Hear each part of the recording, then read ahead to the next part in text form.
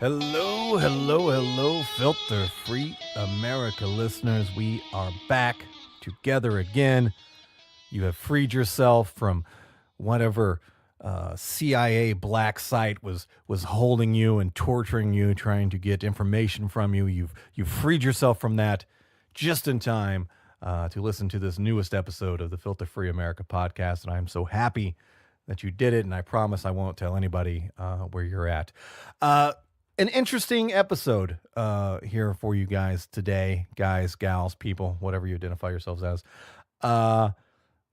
This one, okay, how should I explain this? Okay, number one, the guest we have on here was one of the original 10 guests, first 10 guests that I had on the Filter Free Amerika podcast back when I originally started the podcast back in the year 2011.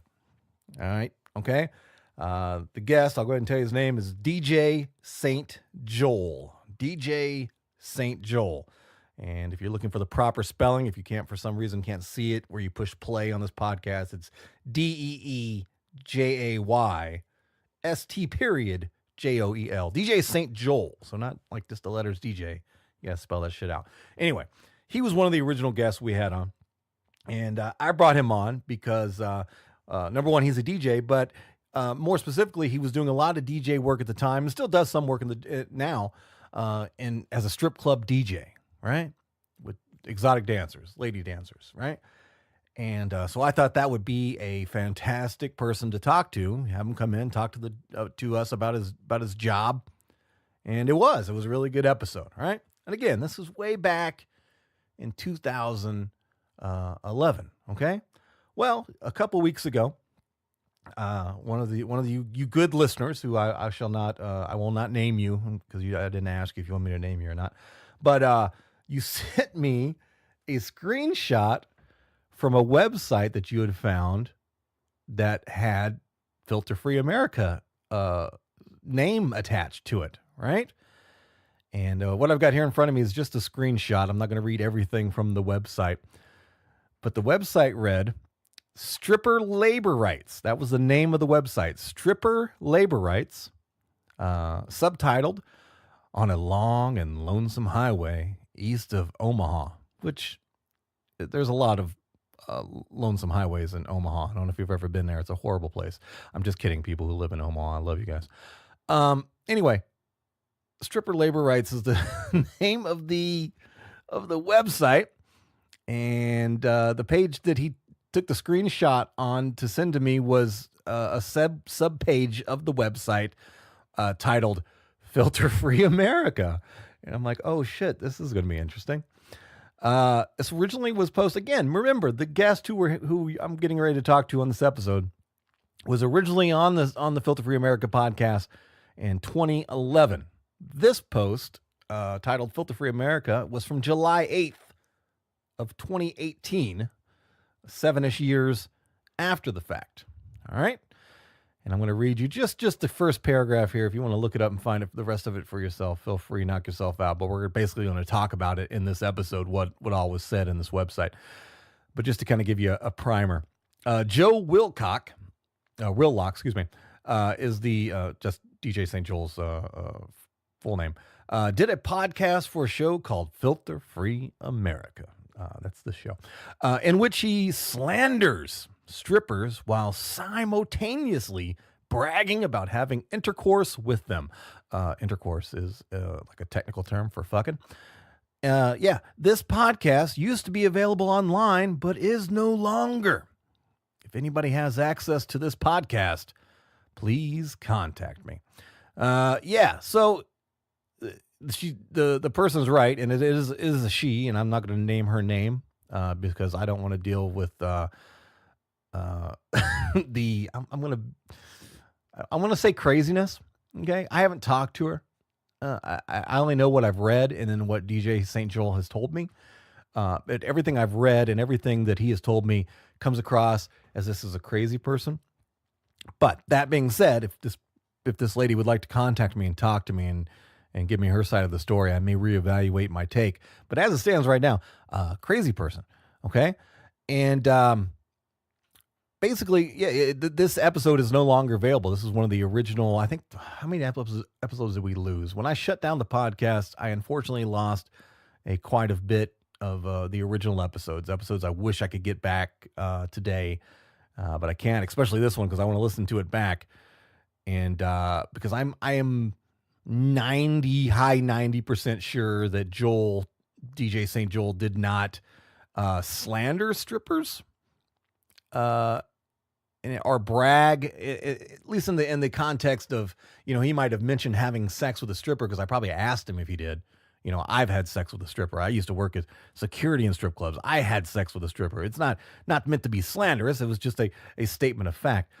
I would like to listen back to it just to confirm that. But again, I'm high 90% sure that that's the way she is presenting this is not true. But again, I don't have access to that episode anymore. If anybody for some reason downloaded a copy of that episode, one of the original OG listeners of Filter Free Amerika, please feel free to send it to me and I'll review that, of course. But again, when I shut down the feed, I lost some of the old episodes before bringing it back where we are today.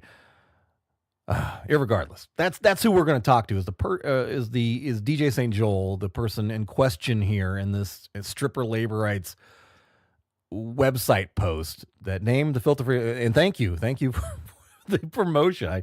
Anytime my Filter Free Amerika or my name gets printed on a website or something, it's gives more traction to the show. So thank you, I guess, for that person who I presume is crazy right now. But I digress. Anyway. That's why I asked DeeJay St Joel to come back on, because number one, I couldn't just ignore this, right? Like I made a post on my Facebook page about this, kind of, pointing it out and acknowledging it. That's a thing that exists in the world because we are in that world right now. And when I talk about the Me Too movement, I look at it as a good and bad thing because many things that are being brought out and people being, discussed from their previous behavior in regards to the Me Too movement are things that definitely need to be talked about, need to be exposed. Okay. That said, not all of it. Some of it's some bullshit too, but it is what it is. And regardless, I had to address this, right? I can't have the name of my podcast and by connection, my name, attached to something like this and then me just ignore it like it's not a thing, because if not, then I become the person that's you're protecting this DeeJay St Joel. You're not exposing him as you should. And maybe that's true, maybe that's not, but I just didn't want to have to deal with it from the back end. I want to address it, face forward. You know what I'm saying? I want to get there first. So that's why I posted the post with the screenshot that was shared to me. And also invited DeeJay St Joel back on the podcast so we could talk about this and find out what the hell's going on from his point of view, right? And I did, we exchanged messages, and he told me, kind of in just what he's getting ready to tell you guys right here on the podcast. And I don't know, I've already kind of, said something about her and how she comes across to me, but I don't want to add any more opinion to it. Okay. I don't want to add any more opinion of mine on there. I'm going to let him tell his side of the story when we do our interview. And you can draw your own conclusions. But again, without speaking to her, it doesn't look good for her. What else do I need to tell you about this episode? Anything else I need to tell you? I will tell you this, DeeJay St Joel is actively working as a DJ. He's a very popular DJ. He works a lot of large events, performs for many thousands of people. He also is a rap artist. He is a rapper, and he has got a new album out right now called Gypsy Cobra. And yes, believe it or not, they even gave the same people who were going to talk to him right now gave him shit for using the term gypsy in the name of his album. But again, all that stuff will come out, I guess, in the interview here. But Gypsy Cobra is his newest album. I think he's got, 5 albums total. But I do have some free download cards for his album, Gypsy Cobra.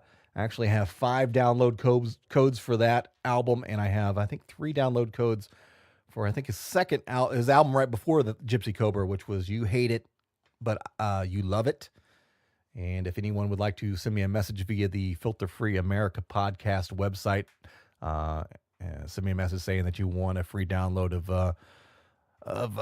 DeeJay St Joel's album, I'll be happy to send you a free code so you can check it out. And just send that message via the contact portion of the website at filterfreeamerica.com. Filter Free Amerika, America always intentionally misspelled with the letter K.com. And I'll get you a download code for that album, or one of those two albums. So aside from that, we talk a little bit about his work as a DJ right now, currently what he's doing, how he's progressed from being just another strip club DJ to working the large shows and such that he is, and traveling throughout the country doing that. And we also talk about his rap music, and we get into details about that because there's a lot of controversy coming from this website, the stripper labor rights website, relative to his lyrical content, right? So that's an important point I wanted to talk about because, again, how music and comedy crosses over. I don't want to get, chastised or being held into some negative light about things I say in my stand-up act. So I think it works the same thing as rappers, right? There's actually rappers in this country right now who are getting convicted of crimes because of things that they've said in their rap music that they may or may not have done. So I don't want that to be the new normal. So we talk about that as well too. But then, we get into details about his, what I'm calling his stripper stalker, right? Where she came from, what she did. And I'll be clear with you. It doesn't appear to be that she went into the strip club industry for, just to make some money for school, right? Because she went in there with the intent of busting, strip clubs for labor rights violations. Now, having said that as well, too, no, strip clubs shouldn't be violating labor rights. They shouldn't. But when you get into the details of what she did as her job as a stripper, so far as, attempting to set up people going into strip clubs to work, wearing hidden cameras and things like that, in places where people were not aware that she was recording, meaning other strippers who were nude and so forth. Her whole story really starts to come into question. But again, I'm going to let the interview, tell you the finer points and details, and you can figure it out on your own from there. Anything else before we kick off this episode? I've got to mention the sponsor for the Filter Free Amerika podcast is currently simplewebsite.us. Simplewebsite.us. As you guys know, who are regular listeners, go to simplewebsite.us if you would like somebody else to build your Squarespace website. That's what they do, right?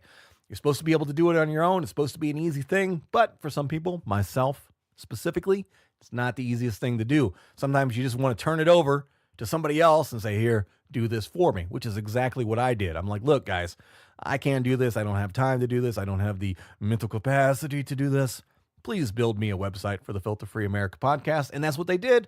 They did it great, and they maintain it to this day. Simplewebsite.us is the place you need to go. Lastly, please take time to subscribe, rate, and review to wherever you're currently listening to this podcast right now, or wherever your favorite place is, especially if it's iTunes, because iTunes controls the podcast world. And without your 5-star rating and review, I have no hope, no chance whatsoever. Anyway, but yeah, let's kick this episode off. A very interesting episode, and again, draw your own conclusions. And again, to the lady who shall remain nameless, who's kind of the focal point of this conversation, all you have to do is contact me. I'd be more than happy to have you on as a guest. Just go to the Filter Free Amerika website, filterfreeamerica.com, America misspelled with a K.com. Send me a message and we'll make it happen. But as of right now, things I can't lean in your favor based on everything that I know so far. But we need a title for this episode before we kick it off, and it's going to be a pretty easy one. I'm being cyber stalked by a stripper with DeeJay St Joel. You like that one? That gets to the point? Right. All right, so here we go. I'm being cyber stalked by a stripper with DeeJay St Joel right here on the Filter Free Amerika podcast. Let's go. All right, Joel. I first interviewed you about 8 years ago within the first few months of the beginnings of Filter Free Amerika. That's when I first set you down in front of a microphone and started talking to you. So what has changed in your life after you got the Filter Free Amerika bump? What has changed in your life over the last 8 years? People started paying attention to me as a DJ. Guys in the scene, other DJs started to know who I was. We kicked up a lot of dust. We stirred the pot. I'm way more humble now. Okay. I'm more of a businessman. I am absolutely against burning bridges. I'm more about building bridges. Okay. And so far, your lessons sound like a lot of like mine in comedy. I've done a lot of that, still do to a degree, but I totally can relate to that, you know. And I think that's maturity, right? As we get older, you know, you have these visions in your head of what you think you need to be and how you need to be it. Yeah. And then you learn how to negotiate life as you get older. And by the time we die, we almost have it figured out. That's right. Almost. Almost. I'm never going to have it figured out. No one ever does, man. No one ever has it all figured out. We always are going to make mistakes. We always are. So what are you doing now professionally as far as DJ work? We'll start with DJ work and we'll move into music. Right now I Freshwater DJs is a company that I own, and it's get that mic just a little bit farther. Yeah, get into it a little bit there. Freshwater DJs is a company I started. Officially, we started the brand in like 2012, and it became like official on paper in like 2013. And we've last year in 2018 we booked 60 gigs per month. Wow. Yeah. How many DJs are in your collective? At the moment, yeah. Seven DJs doing 60 gigs in a month. That's crazy busy. Yeah. Well, at that time we were about 12. Okay. DJs. Oh, okay. Yeah.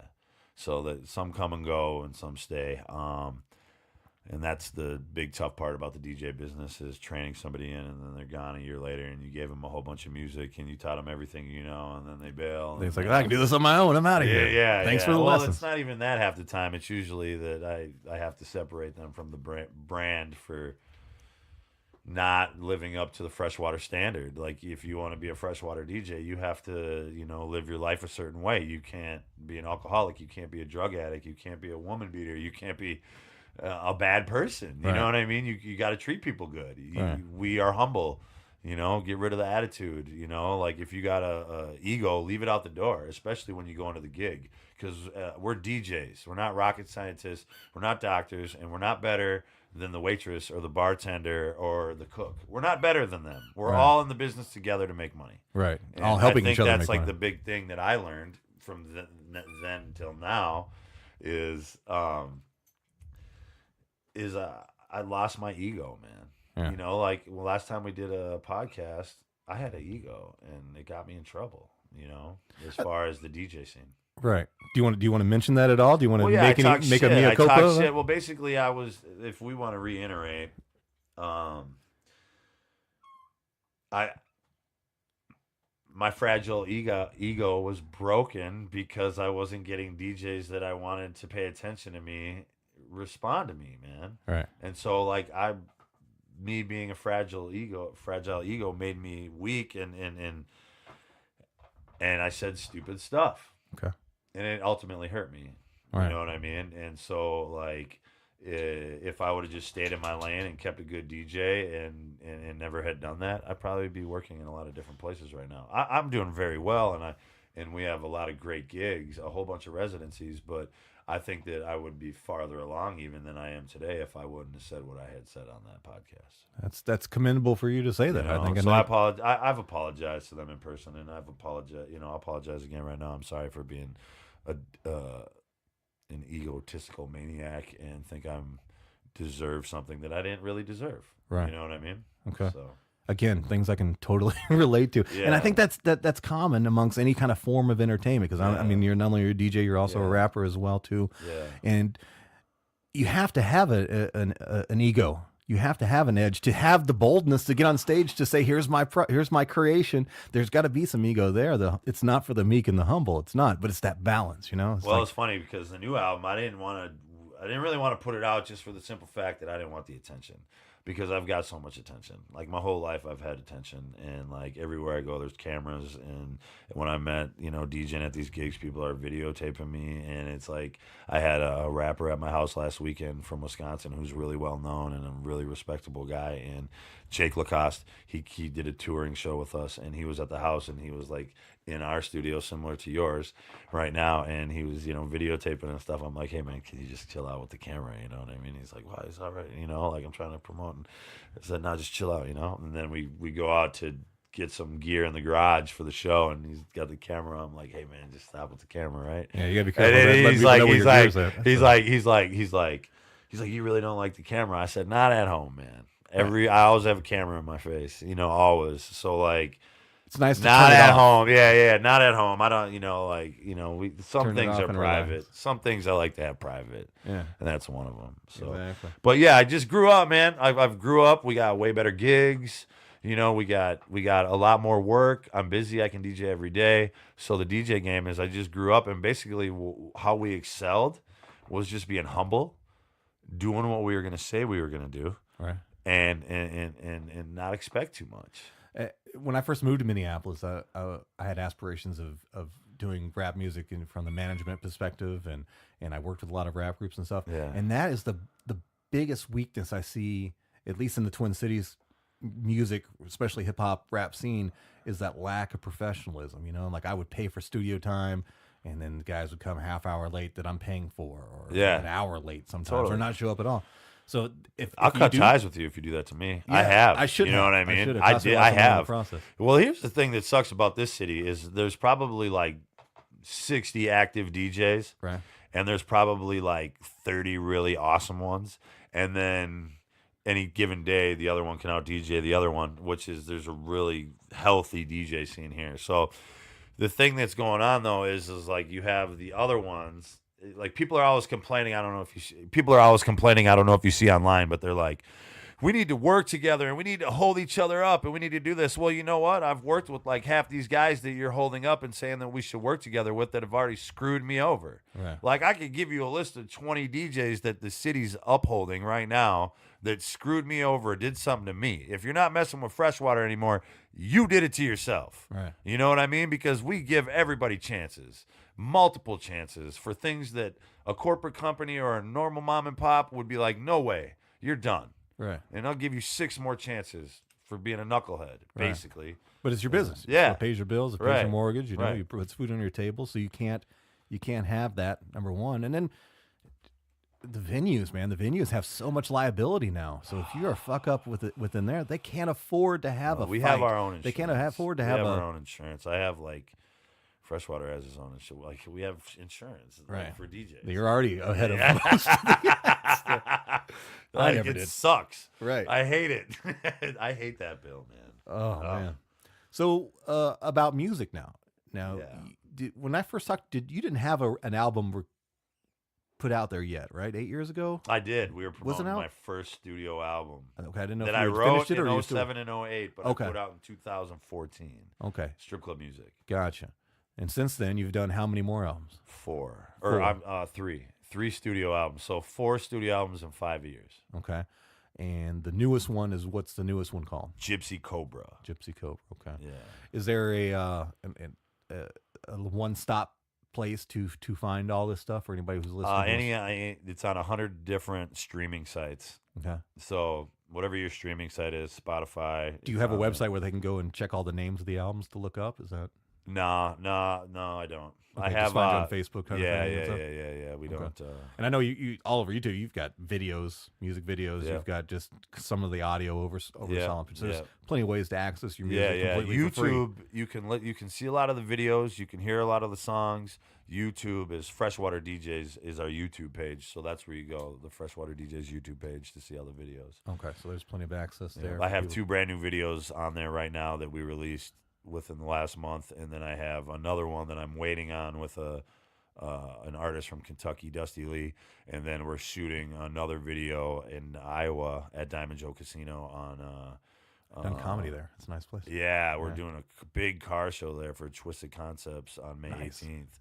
So I'm going down there, and then it's a car show, and I'm DJing, and we're gonna shoot our car show song at this car show. It's going to be awesome. Oh, that's fantastic. I love shooting videos in other states because then when you're at home for your audience, they're like, well, where the hell were you? Right. I was like, well, I was in Colorado for that one. Right, This right. one, I'm in Illinois. You know, like You feel know, you appear yeah. more traveled that yeah, way. yeah. Well, it's just funner because we do travel, and that's the whole thing of Gypsy Cobra Right. is that we're travelers. And the first song on the album is Gypsy Cobra. The album's Gypsy Cobra, and what it is city to city, town to town, travel around, striking venom down. So we go everywhere, all over, and we just rap and we DJ and we leave an impression and we have a huge, awesome party, and that's really what it means. Nice. So is that the whole theme of the album? Is Yeah, just yeah. covering Like your, kind of the your first three travels, albums was heartbreak and sadness and anger, and then this album is love and fun. Okay. It's so different. Like it's not even on the same page as all the other ones. So definitely a reflection of your life. You got Yeah, a nice lady in totally. your life. You got Yeah, a great job going yeah, right now. You're doing yeah. your music, doing the whole thing. Yeah, That's fantastic. life's fun right now, man. It's That's really awesome. going well. I don't. My first album was all about my failures in life. So Well, basically the same thing for me. You know what I mean? Like Yeah. I listened to my first album and I don't like it. Like I don't like it at all because it brings you back to that place. Yeah, Dr. Dre said that about the Chronic. Really? He doesn't like the Chronic. Really? Yeah, because he says it brings you back to that life, that same place. And I'm like, sorry, Dre. I still love that album. so do I. So do I. And you know what? And people say the same thing to me about strip club music. Right. Bro, why don't you go back to doing what you're doing? I was like, well, it's not really a good idea. You know what I mean? It's Right. stupid. Like the raps on strip club music were stupid. It was wrong, and I apologize if I offended anybody with those lyrics. And that's why I say on the beginning of the new album, Gypsy Cobra, I say at the beginning of the song, I wrote strip club music in my 20s. I don't like the lyrical content. I was a gardener snake. Ah, okay. Then I wrote You Hate It But You Love It. I half liked it. I was a rattled snake. But now Nice. I've evolved into a gypsy cobra, traveling around from city to town, striking venom down. Nice. So I was kind of a snake dude. I wasn't like what some people say I am, but I was, a little egotistical, arrogant maniac, that thought he was cool and was just a dummy, really, just a young punk kid. And then I've evolved. Or as you I can say it- see it in my music. You can see the evolution in my music. Right. Or as I say it, you're just a normal human being. We You all know? have these struggles and stuff. And I don't think it's anything different. We all got to mature and grow, and it is what it is. Yeah. We're gonna get into further about somebody who's very specifically upset about some of your lyrics. But let's talk more about some of the what's going on now with business stuff. And is your core of your DJ working still in gentlemen's clubs? Is that still No, it's not the core at all. okay? No, so I'm like once, twice weekly. okay. Max. So you're doing big shows. You're doing like the car show. Yeah, You're I'm opening for Steve Miller Band coming up. No shit? Yeah, I'm opening for.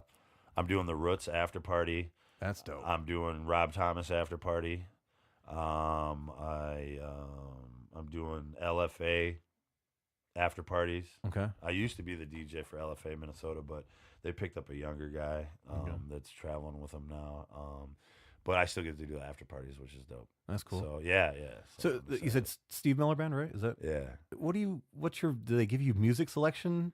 No, Guidelines? They just know that I know what to play. Okay. Like they know that I know, basically that crowd is going to be about 15,000 people. Jesus So Christ, yeah, That's awesome. Some of these audiences that I've been DJing for are, 10 plus, 15,000. 1,000's getting to be pretty normal for me now. right. 5,000.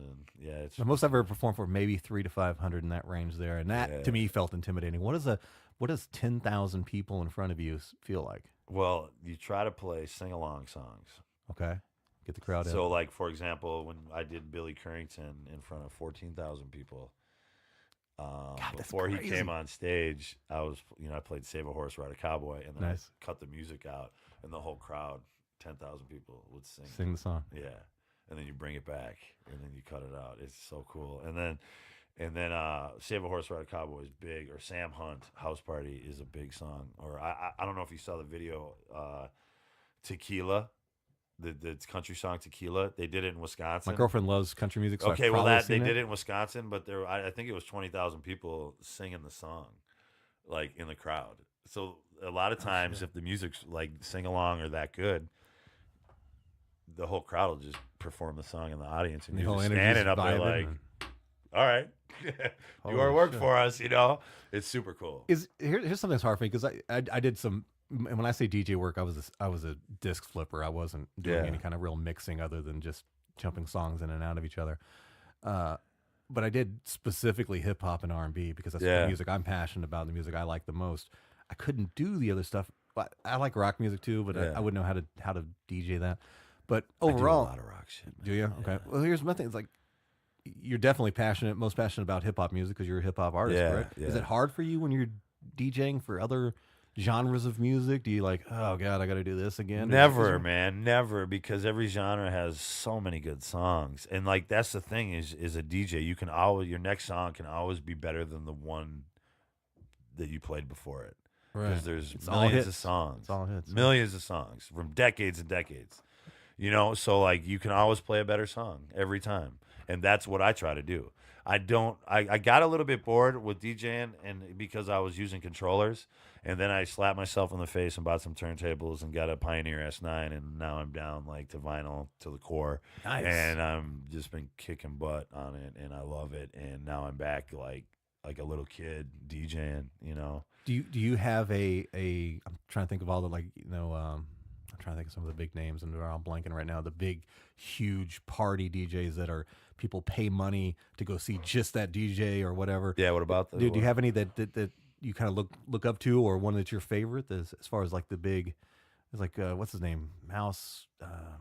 Dead Mouse? Dead Mouse. Thank you.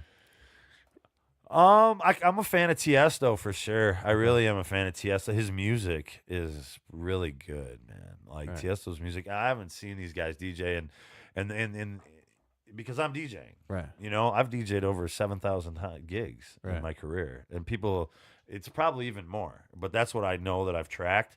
And there's been DJs out there that said, "There's no way you've done that." Well, man, I was DJing 6 days a week for like 12 years straight.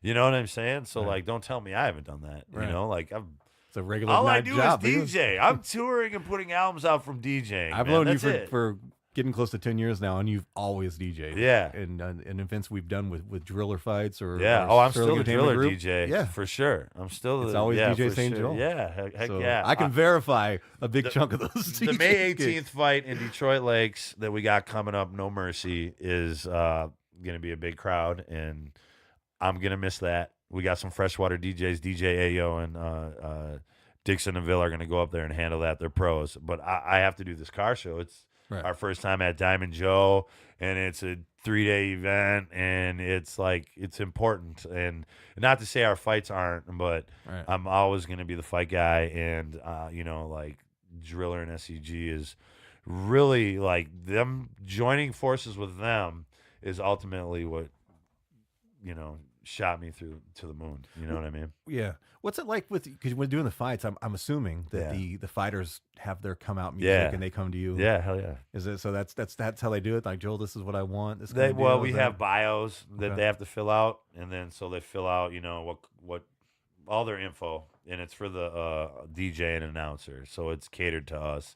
And then so as the DJ and announcer, we sit down, and then before the fight we go over everything. And then if I don't have the music, I have to go get it, and that's the hard part. But I could usually go get 40 or 50 songs for fighters and look them up and get them all downloaded way before the fight start and go kick it for a little bit. I'm good at that. Right. Well, what's the most crazy, ridiculous song choice that a fighter's ever given you that you had to play? There's this dude named Rene Vargas.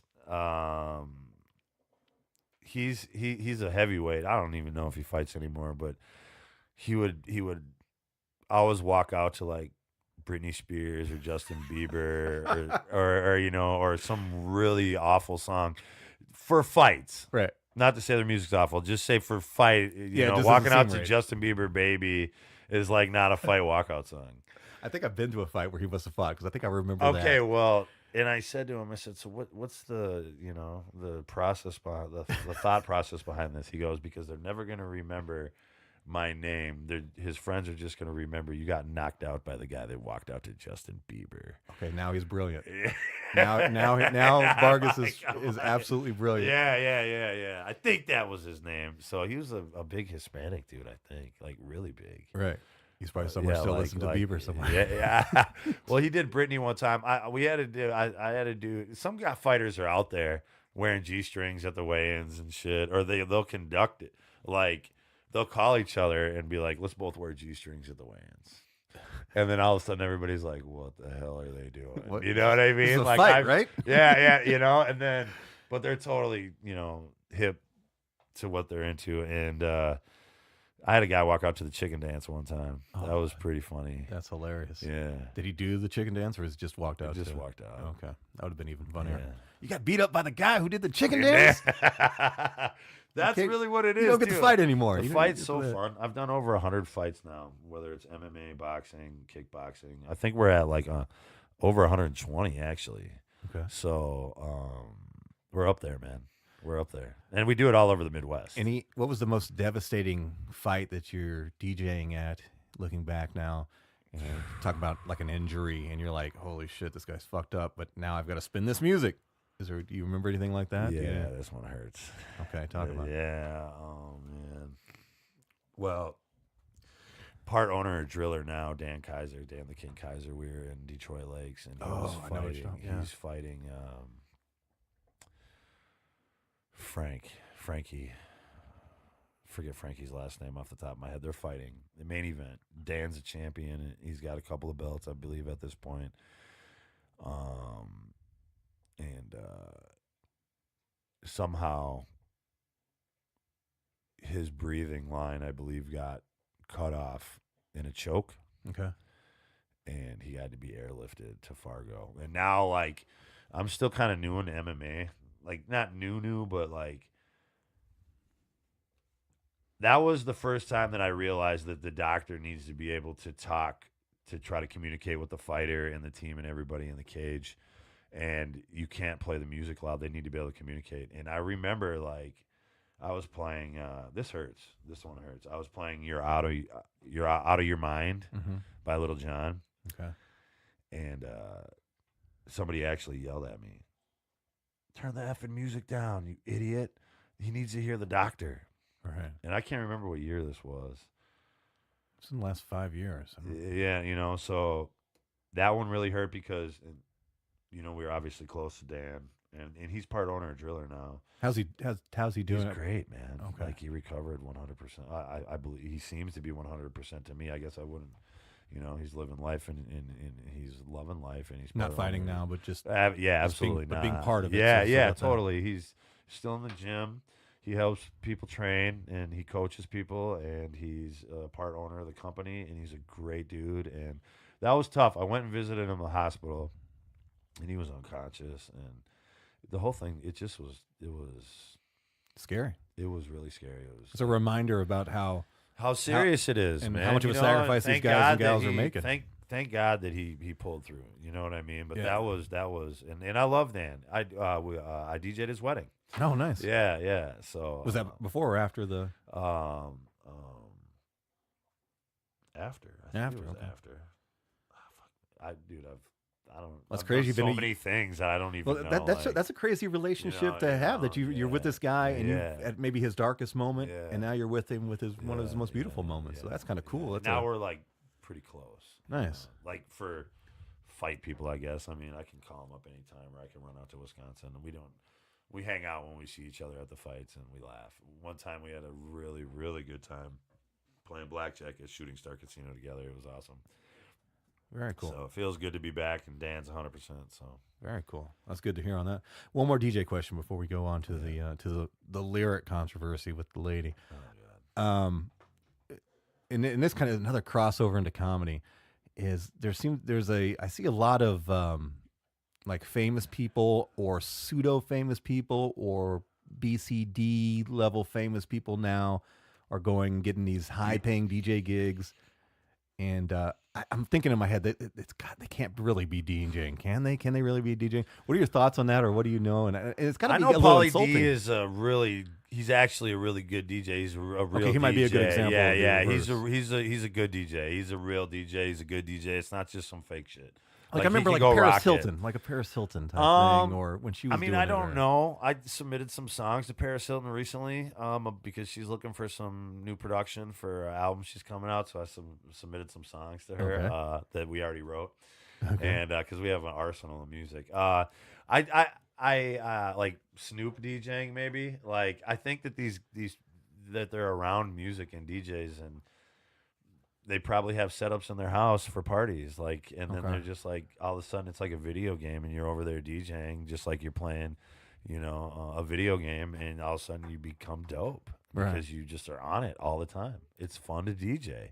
What about these, like and Pauly D is a good example. Somebody's doing it right, and he's doing it very successfully. Yeah. He's got some nice cars. But it seems like sometimes it's just like, hey, I'm famous, just put me behind there. Does it feel like you're being cheated a little bit? Does the DJ industry? I guess I'm asking you the industry vibe on that. Is it a good thing for DJing, or is it a bad thing? Do they feel like they're taking work from you? Absolutely. Okay. Like the my level DJs, they're like, F them dudes. Right. You're trying to get there, and they're just we're getting shoved out like there. we've been out here grinding for however long, and then they just wanted to be a DJ, and then they get to DJ and get 10K. They're getting paid 15 or whatever their money is because of their celebrityism. Right. You know what I mean? And then all of a sudden they, might as well rock a set. Right. A lot of times, bro, a lot of the DJs that when I like come across these people and I open for them, something weird will happen, and they'll ask me to fix their problem before they DJ. I'm not going to say any names, but I did a Super Bowl party, right? Okay. Oh shit. And I'll just, I'm not. If you really want to do the research, you can figure it out. But I did a Super Bowl party, and the super big name DJ, Rich, Mad Money, I was opening right before him, and we were crossing over laptops, and his program, same program as me, changed the format. It went from like horizontal to vertical, and he needed it to be horizontal on Serato, and he said to me, "Hey man, can you switch my program to horizontal?" And I just looked at him like, "Get the fuck out of here." My answer would have been yes. That would be $10,000, please. Cash, please. Yeah, I would have probably got whooped by his boys. That was pretty cool. That was I run into a lot of that. So it's like you were just I'm looking. Right.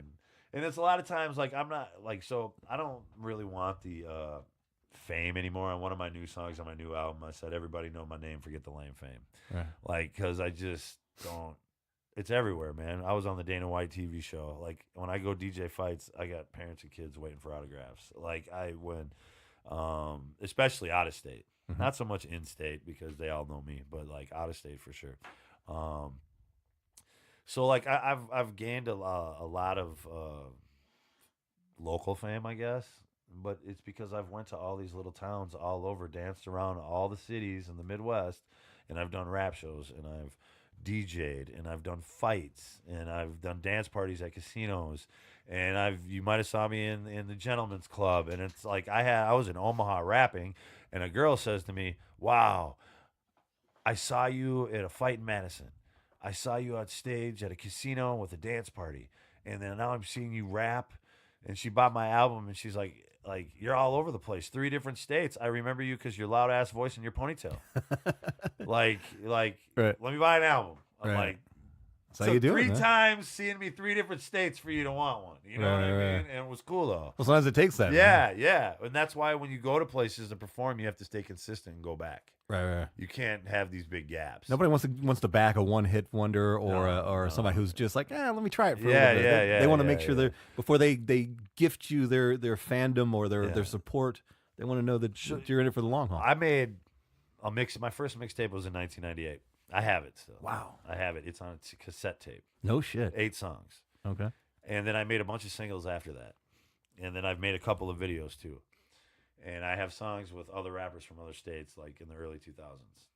But the first product that I actually put out as a studio album was Strip Club Music in 014 that was wrote between 07 and 09 when I was single. And so like when I was in the first 12 years of, or the first 11 years of my strip club experience, I was in about 8.5 years of relationship with girls that I was loyal to. So in that 2 year gap in between, is when I was playing, and that's when I wrote that album. Right. And I was, through heartbreak. Yeah. And then after the second relationship caved, I still wasn't able to get the album out yet. So like I combined the two and then released it in 2014. And so that was the first studio album. So, but life's way different. Yeah. Well, let's move on now. We're getting close on our time here. Is what brought this interview back together? I mean, I wanted to sit down and talk with you anyway. I wanted to catch up with you, see what you were doing. But as I mentioned in the intro, I received a listener of the podcast who found a website of sorts, kind of thing, that had my Filter Free Amerika name attached onto it, asking about the interview that we had did once before. Yeah. And it was some accusatory tone to it, not specifics, of course, but very suggestive. So I'm going to turn it over to you, and I want you to kind of tell me what your relationship is. And this person, just to protect everybody involved, this person and us, of course, I'm just going to refer to her as the lady, and I don't want to use her name or put anybody's name in it directly. But I just want you to tell the story of who this person is how you know it. So the lady is a lady that got a job at a club that I work at. As a dancer? As a dancer. Okay. And her whole intent was to try to sue the club for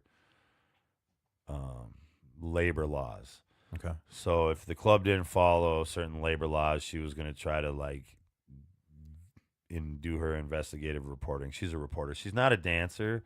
She's a reporter or a journalist. Okay. Is she independent or is she? I don't know. Okay. I don't know anything about. I don't know. All I know is, and I don't really know too much. I only worked with her like 4 or 5 times that I can remember, and she was very interesting. The way she looked, and you could see in her eyes something was going on. You know what I mean? So I generally, I'm really nice to everybody, but I kept my distance. She had these weird lists that she would leave. Anyhow, point of the story is she goes around and she sues these clubs around the country, and she tries to get them for labor laws. So she tried to sue our club, and she lost. And she wrote this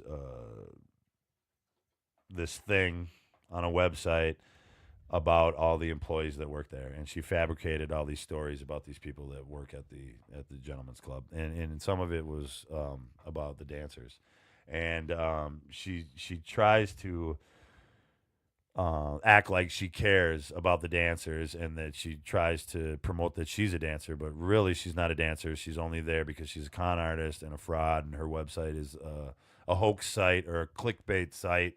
It's not credible. And then she just goes around from different clubs and basically is able to sue the mom and pop shops for not following the state labor laws inside the gentleman's club. Right.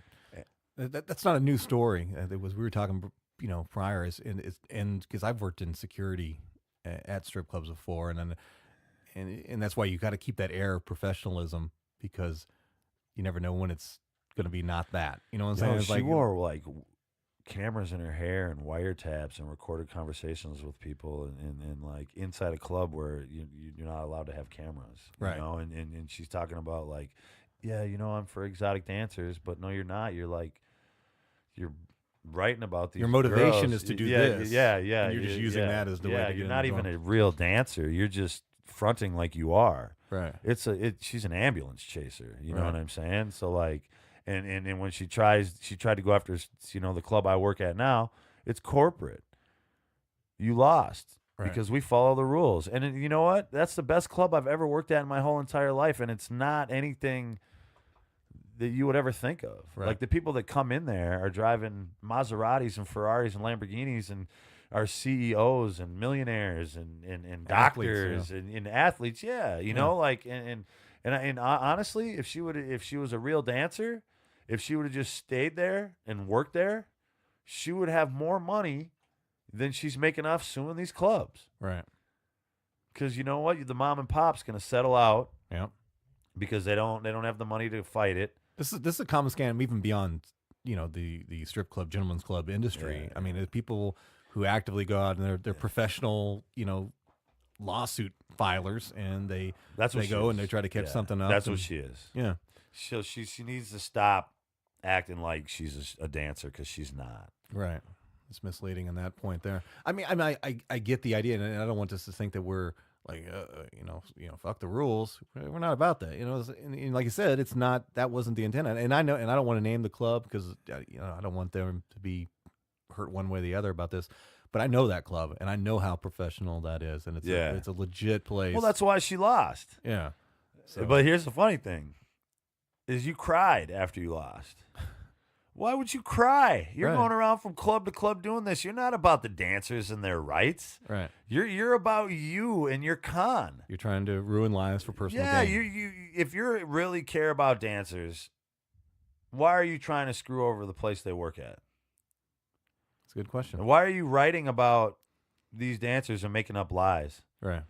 She's making up all kinds of lies about me, and she's just trying to use me because I have a platform. Right. And that's it. And then she's also because you're a small business owner with maybe not the backing as like the club we're talking about and things like that too. So you have more potential to be sued. And it's like, fuck it. Well, I guess I can't afford to go to trial for 6 weeks. And I know, but myself. what am I going to get sued for? Being a DJ? Well, you know what I mean? Like, but that's not the case. Yeah, you don't have to have a reason to be sued. Is the thing. know? You can be whatever they want to say, and then it's I on only you to worked defend with the yourself. girl like 4 or 5 times. The lady, you know, I didn't, and there was something, you know, weird about her. You know what I mean? And it played out to be what it is. Right. You know what I mean? And to anybody listening, I don't want to be like, well, this guy's your friend and you're defending him and stuff like that. But it's important to look at what she did, because she's not just a classic journalist who's doing a legitimate investigation, because she's also attached your friends and family to this as well too. Can you talk a little bit about what she's done? I don't go to her site. I don't look at it, but she put a picture of my mom up there, I guess. And then she wrote something about her being Irish. And then she put a picture of like my niece and nephew up there too. Right. And now again, I only know because of what people will send me. Right. You know, I won't give her a view. I won't give her the time of day. You know, but she's getting antsy because she wants me to respond, and I haven't responded. This is the first time that I've ever responded to it. She's getting antsy because she commented on one of my videos. She posted a nude pic of her laying on her back on one of my Facebooks. We shot a music video at a Sky Zone trampoline park. Oh yeah. Super cool, right? We Right. played dodgeball, and we had a bunch of kids there. It's like shit. a PG-13 like kid video, really, maybe PG. Okay. It's for Gypsy Cobra, Right. that video. And we have the video of us playing dodgeball with these kids, and it's on one of my Facebooks. It's really cool. It's positive, you know. And she posts a pic of her laying on her back with her legs in the air, nude. And it's like, girl, you're not who you're presenting yourself to be. Right. Like, who does that? Definitely not a legitimate journalist. Right. I should have downloaded it. I erased it. For you, luckily, I erased it. Yeah, you know, but like, Holy shit. right. And so, like, her site's not credible. It sucks. Right. You know what I mean? Like, this, if you read what she writes about me, you might think that there's a hidden agenda behind why she's actually writing about me. She's careful about the writing and the fact that it's all, everything I've seen thus far is very like, so she can't get in trouble. It's suggestive and leads the reader to kind of draw their own conclusion. So that to me seems shady. If you're a legitimate journalist and you actually care about legit, excuse me, my phone's going crazy here. Stop talking to me. Thank you. You're going to have some hard facts, you know, and it's going to be, this is what the claim is. This is what supports that claim. And this is the, you know, my take on that. And that's nothing I've read thus far states that. It's all. It seems like she's really trying to, like, it's a propagandist type approach to create a narrative in the reader's mind and to kind of make them, because if they don't know you, Yeah. and this is all the thing that they've got, Yeah. and that's their first impression of you. Human nature is like, oh, this guy must be an asshole, and she's saying this stuff. This can't be. Well, I'm an easy target, Joey. I mean, I wrote stupid strip club raps. You know what I mean? Right. Like, I'm an easy target. Well, you say that, but I defend that because you're a creator. Yeah. And again, like we talked about before we started recording, if every single artist, rapper or otherwise, did or owned or totally believed in everything that they said, then we'd be in a crazy world right now. It'd be a whole lot more murders in the world by rappers and things like that too. Yeah. There's a degree of fiction. There's artistic, license to just to create like and the take. fiction that I created in my songs is just like the fiction in her writing on her site.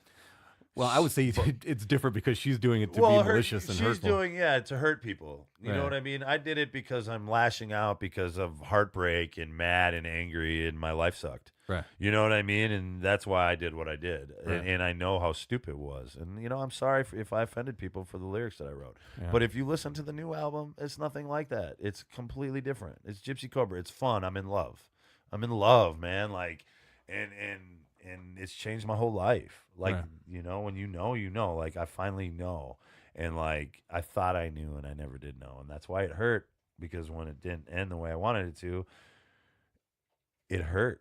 Right. Because I thought I knew and I didn't. It hurt so bad. And then I went through shit. Right. You know what I mean? And so I tried to put it on wax and and instead of doing something dumb in public, I wrote a song. Right? And that's what you're supposed to do. You You're know, supposed to be like, creative. and I recorded it in my own home. I was being creative and productive at the same time I was going through my depression. Right. Like it is, and that's a bigger problem than just outside of DJ work or even comedy work is people, when they read things or they hear something created by an artist, and regardless of what the art is, or a painting, and then you start interpreting your own point of view into that, that's unhealthy. You got to understand, number one, if you got a real question, ask the artist who created it. If I write a joke about X, Y, or Z, and you think, and you got in your mind that I'm this way, or I really believe, like on my album I've got 10 minutes of hating kid jokes, right? I don't really hate kids. I don't really, I don't want to be. I don't like to hang out with them. You know what I'm saying? They drive me crazy, and I hate kids screaming in grocery stores or restaurants. But it's meant to be funny. It's meant for me to embellish a simple idea and blow it up to be something that it's not, just for the sake of humor. Anybody who takes anything an artist creates as complete, literal, 100%. This is word for word what I'm doing. I don't know, that's on that person. They need to loosen up a little bit and understand that there's creative license at take there. Yeah, no, there's everybody at the club thinks she likes me. Right. So I don't think she does, but like they think she does. They joke with me all the time. Right. What's your girlfriend writing about you today? And I'm like, man, I don't know. Right. So But I got a whole bunch of hers. She's just like one needle in the haystack. She's seems to be the most aggressive one. She's the one that's the online writer. okay. The other people are physical and show up. Oh wow. Yeah. That's great, man. That doesn't happen to comedians yet. We're usually not that cool. Yeah. Oh, I got people showing up, man, for sure. that's terrifying in a way. Yeah, I get told I was told in the last 2 weeks that somebody's gonna kill me. Really? Yeah. I've only been threatened by a police officer. That's the only one I've ever been threatened by. I've been threatened a lot. I mean, dude, as a DJ and a rapper, people like treat us like we're not. Right. You know what I mean? And it's like, I'm just playing music, man. Right. And that's why it's crazy when you get like a Tiesto and then you have, thousands of people in front of you and you can control that moment, like he does it every night. Or like me, I guess. Like 15,000 people, I'm on stage. Like last year I did Gretchen Wilson, 12,000 people. Wow. Like it's crazy to be in the moment. That's why people hold us up so high, because I'm in stage in front of all these people. Like I got people literally that live on the other side of that park where that festival is, and they're Right. like, I can hear you. I'm sitting on my deck drinking a beer, and I can hear you rocking the crowd from my backyard, like a mile away on That's that sound fantastic. system. It's super cool, right? Right. So, like, I don't know. She's trying to just get noticed off of my platform. Right. That's all it is. I'm gonna keep writing about this guy because I want people to notice me. Right. That's all it is. Okay, fine. Well, it's working, but it's not working in her favor because not. everybody I've talked to about this, and it's they're backing up your side of the. Well, because of the I'm not story, that and guy she's saying I am. Yeah. That's what it is. Like, and that's why Minnesota knows. Yeah. Midwest knows I'm not that dude. And they know that I'll take the shirt off my back for people. Like, I provide cars for people, places for people to live. Like, these dancers that she's accusing me of whatevering, Right. they're like my little sisters, man. I'm like their guardian angel. Like, I'm the guy at the club who sees the whole floor.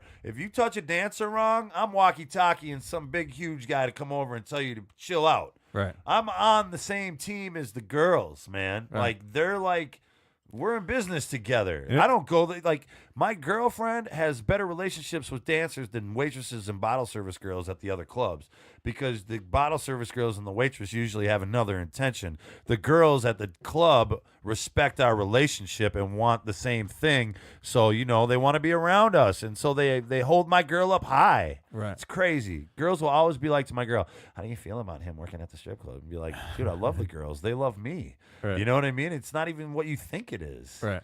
And it can be, especially in Yeah.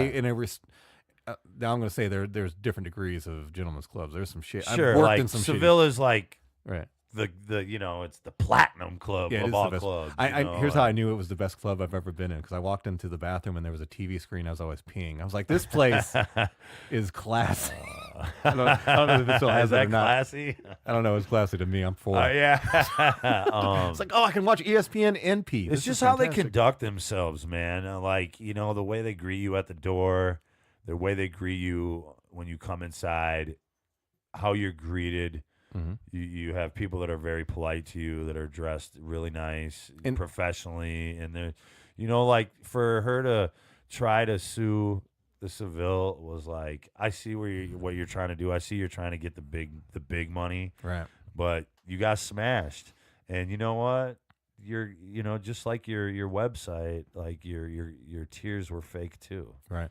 And let's keep it real. I mean, the gentlemen's clubs are there to turn a profit. And one of the most devastating things that a gentlemen's club can be, who's in it for profit, is to have some kind of issue between dancers or employees or things Right. like that. They know the liability. Well, see, right? at our It's club, expensive to run these we tell businesses. you right when you come here, you know, you're not an employee of this club.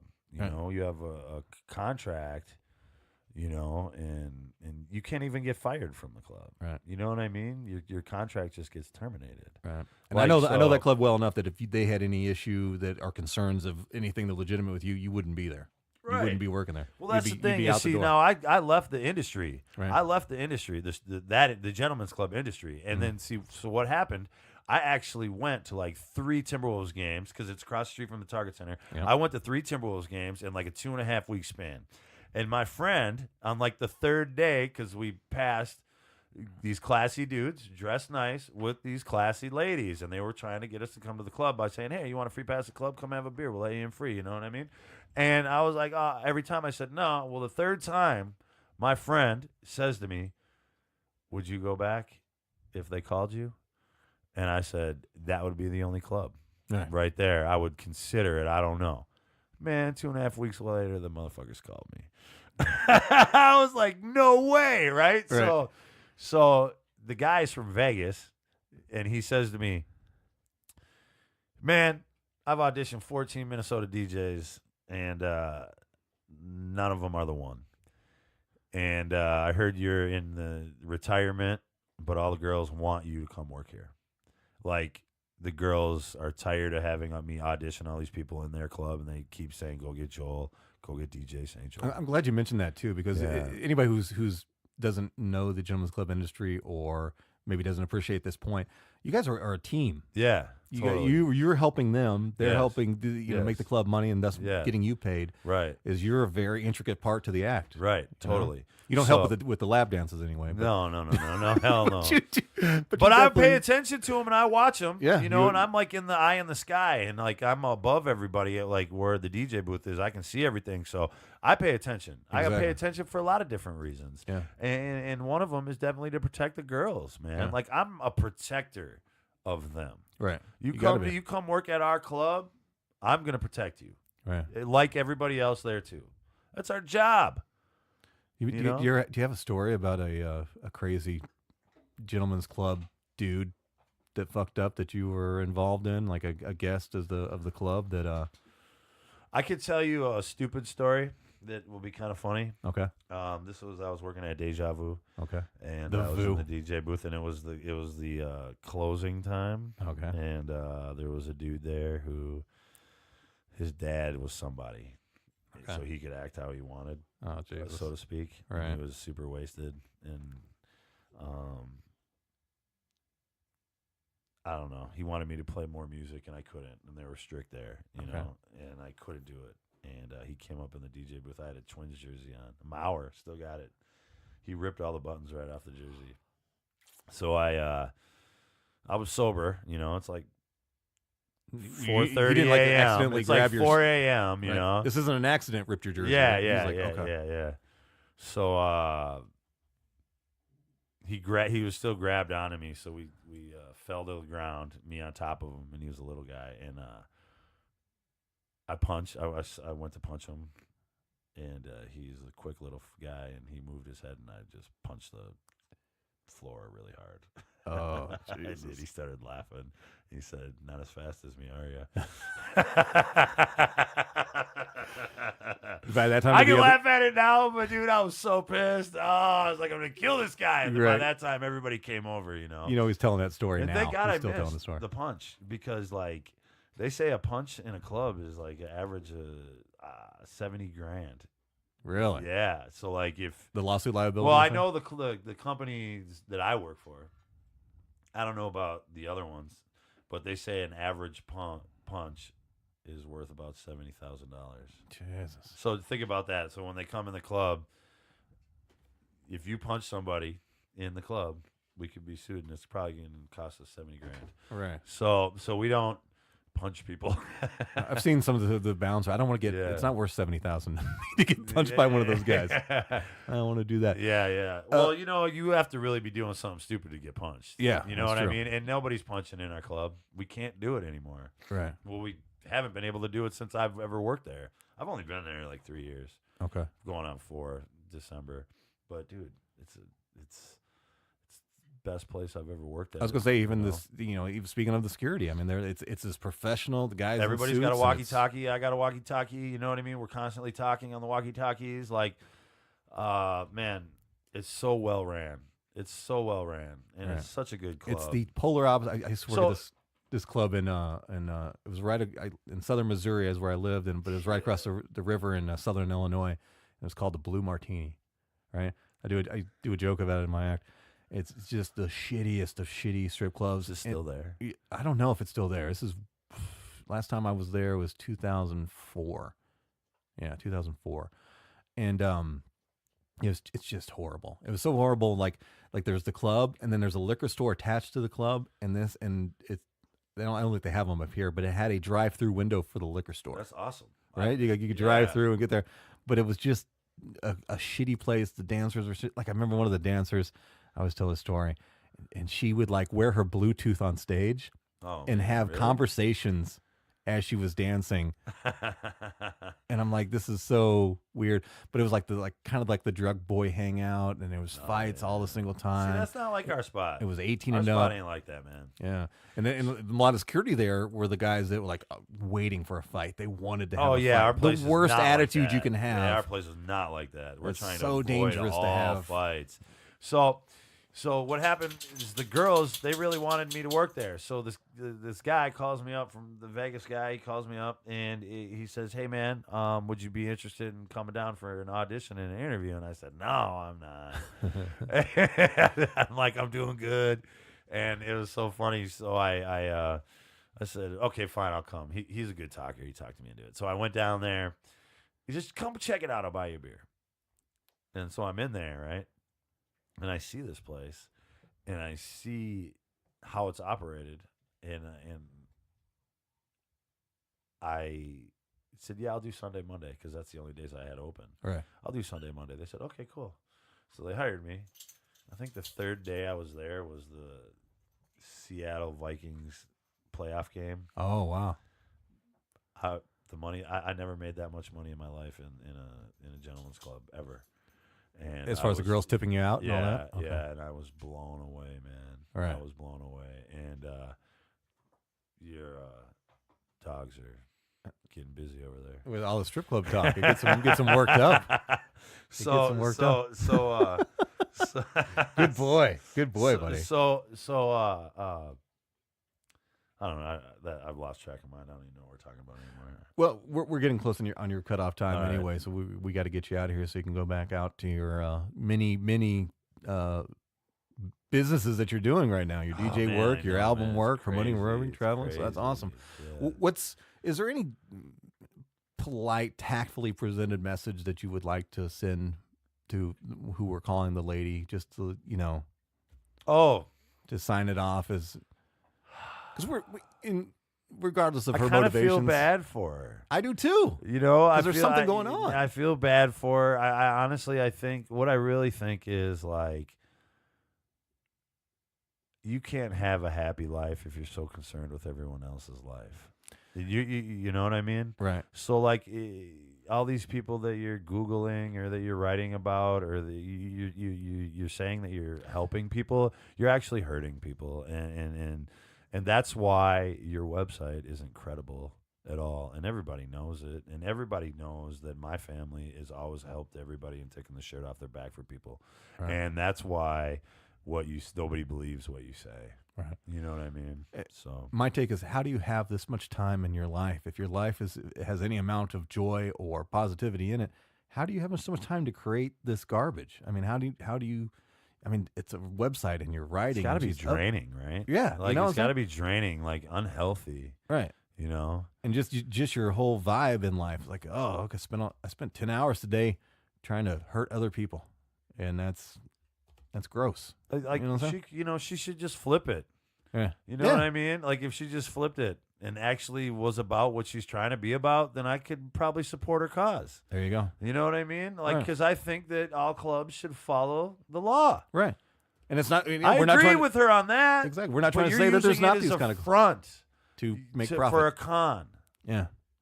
And that hurts the other legitimate victims out there who need, there's the legitimately bad clubs out there in the world. Yeah. There are. Oh yeah, and they need to do that yeah, work. but like. But not. I understand if you're a dancer and you go work at a place and you feel this way and you do it, but I don't understand when you go around to clubs to do it and it's like a thing. Right. And you're looking. I get it. I creating, get it. If you feel a certain way, you went to a club and you feel a certain way and you got to do this. I understand that. And what happened to that person where they feel they have to do it, it shouldn't have happened.